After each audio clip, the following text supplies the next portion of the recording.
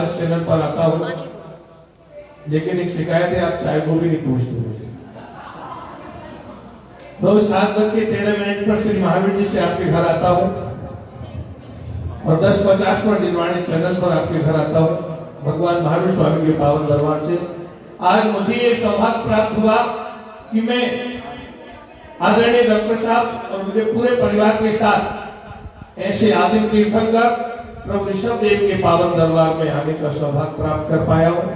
बंधुओं, ऐसे प्रभु ऋषभ देव जिनकी आराधना से महाकवि मानतो चरित्र जैसे कठिन बंधन 48 साल अपने आप जल्दी तो नहीं। आपने कभी भगवान से कुछ मांगा है क्या? नहीं मांगा, मांगना भी मत, क्योंकि बिन मांगे मोती मिले, मांगे मिले नहीं। एक वाक्य याद आता है मुझे। एक डॉक्टर मार्क्स हुआ करते थे। डॉक्टर मार्क्स ने कैंसर की दवाई का निर्माण किया और वह दवाई इतनी कारगर सिद्ध हुई कि अमेरिकन गवर्नमेंट ने उनको अवार्ड देने का प्लान किया। एक ये प्रभु डॉक्टर के रूप में बैठे हैं जिन्होंने अपने कर्मों को ऑपरेशन करके कर्म वर्गणाओं को हटा दिया और शुद्ध सात्विक आत्मा को पा लिया और परम पद को प्राप्त हो गए। डॉक्टर साहब को अवार्ड देने का प्लान किया।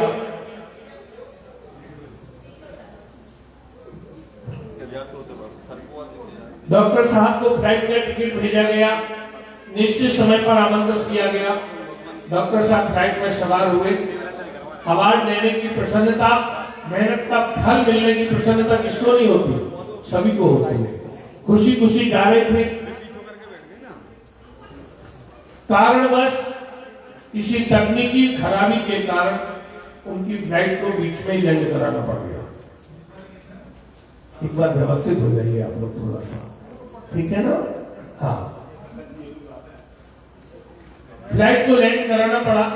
डॉक्टर साहब ने वहां किसी से पूछा, भैया अलग जगह जाने की दूरी कार से कितनी है? किसी ने बताया कि साहब यहाँ से 6 घंटे का रास्ता है। उन्होंने कहा चलो भाई देर दूर पहुंचेंगे, पहुंच तो जाएंगे। उन्होंने पूछा कार मिल जाएगी क्या? बोले साहब कार तो मिल जाएगी लेकिन ड्राइवर नहीं है, आपको खुद को ड्राइव करनी पड़ेगी। ठीक है, गाड़ी खुद ड्राइव करने का प्रयास किया, आगे बढ़ना शुरू किया। आगे जैसे बढ़े, थोड़ा आगे चले कि चारों ओर से आंधी तूफान और बारिश ने उनको घेर लिया। जब आप गोलाकोट की तरफ आ रहे थे, बारिश ने आपको भी रोकने का प्रयास किया होगा रास्ते में, लेकिन आप बढ़ते चले गए और प्रभु ने आपकी डोर खींच ली। आंधी तूफान में घिर गए, डॉक्टर साहब भीग गए, दूसरे कपड़े नहीं थे, जोरों से भूख लगने लगी। उनके मन में आया कि अब मैं पहुंचने वाला। सोचा देखें यहाँ कुछ मिल जाए खाने पीने को। गाड़ी से उतर के देखा तो एक छोटा सा घर था। दरवाजे की कुंडी खटकाई, वहां से एक महिला निकल के आई। बोली बहन, मैं आपके घर से फोन कर लूं क्या? डॉक्टर साहब को पता था इस छोटे से घर में, इस जंगल में फोन नहीं होगा, लेकिन बातचीत शुरू करने का कोई तो तरीका चाहिए। महिला बोली भैया मेरे इस छोटे से घर में फोन तो नहीं है, लेकिन आपकी हालत देख के लगता है कि आप परेशान हैं। आप अंदर आ जाइए, कपड़े सुखा लीजिए, कुछ खा पी लीजिए, जब बारिश रुक जाए तो चले जाओ। उनको क्या चाहिए था? यही चाहिए था। अंदर आए, कपड़े सुखाए, बैठे, महिला ने भोजन बनाया, भोजन तैयार करके टेबल पे लगाया। वो सज्जन देखते उस घर में केवल 2 प्राणी, एक वो महिला और एक उनका 4.5 वर्ष का बेटा। भोजन टेबल पर लगाने के बाद वो महिला बोली भैया आइए 2 मिनट हम भगवान से प्रार्थना कर लेते हैं, फिर भोजन करते हैं। डॉक्टर साहब बोले बहन मुझे आपकी भक्ति से कोई ऐतराज नहीं है, लेकिन मैं भगवान की पूजा में कोई विश्वास नहीं रखता, मैं कर्म में विश्वास करता हूँ। आप पूजा कर लीजिए, मैं बैठा हूँ। वो महिला अपने बेटे के साथ प्रभु के सामने खड़ी होकर अपने होंठ चलाते हुए जो जो कहना था वो प्रभु से कह दिया और आई, बोली लीजिए भोजन करिए। वो सज्जन बोले आपने मुझे प्यार से भाई कहा, मैंने आपको बहन कहा, मैं भोजन करूंगा, भूख भी लगी है, लेकिन एक शर्त है। क्या शर्त? बोले आज पहले ये बताओ कि तुमने अपने भगवान से क्या मांगा। मैंने आपसे पहला क्वेश्चन यही किया था कि आपने प्रभु से कुछ मांगा क्या? आपने अपने जीवन में जो जो अपने प्रभु से मांगा वो अब तक मिला क्या? बोली हाँ भैया, मैंने अपने प्रभु से जो जो जीवन में मांगा वो मुझे मिला। और आज नहीं, पिछले 1 महीने से मैं एक ही चीज मांग रही हूं अपने प्रभु से, और मेरा विश्वास है कि वो मुझे मिलेगा। आपका विश्वास है कि नहीं है? दृढ़ आस्था? बोले क्या मांगा बहन? बोले भैया मेरे 4.5 वर्ष के बेटे को कैंसर है, और उस कैंसर का इलाज करने वाला दुनिया का सबसे बड़ा डॉक्टर एक मार्क्स नाम का डॉक्टर है। उस डॉक्टर के पास की फीस तो बहुत दूर की बात, उनके पास जाने के लिए पैसे भी मेरे पास नहीं, लेकिन मेरा विश्वास है मेरे प्रभु मेरे बेटे का इलाज उसी डॉक्टर से कराएंगे। डॉक्टर साहब की आंखों में आंसू आ गए।